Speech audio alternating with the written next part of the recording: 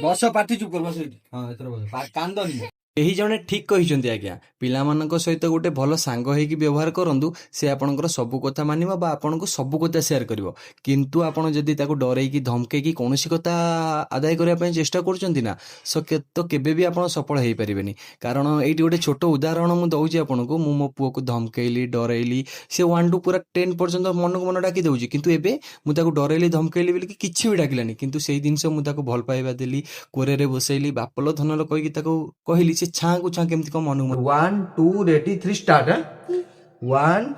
तापरे तापरे तापरे तापरे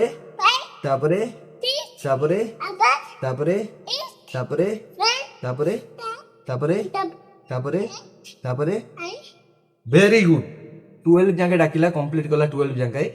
दिन को जदि आम किसी समय दबा ना ताको ट्यूशन की कोचिंग रो किसी भी जरूरत पड़िबनी है लगी 3 वर्षर पुओ ହେଲା ଏବେ ଫାଷ୍ଟ ଫାଷ୍ଟ ମୁଁ ତାକୁ ଏତେ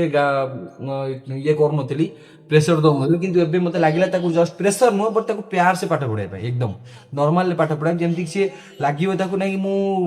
ପାଠ ପଢୁନି ଗୋଟେ କିଛି ଗେମ୍ ଖେଳୁଛି କିଛି ଖେଳୁଛି ଏମିତି ତାକୁ ଖେଳେଇ ଖେଳେଇ ପାଠ ପଢିବାଟା ଆମ ପାଇଁ ଠିକ ହବ ହେଲା କି ହାଇ କରିଦିଅ ସମସ୍ତଙ୍କୁ ଲାଇକ୍ କରିବେ ସେୟାର କରିବେ ଆଉ ସବସ୍କ୍ରାଇବ କରିବେ ବାଏ ଚलो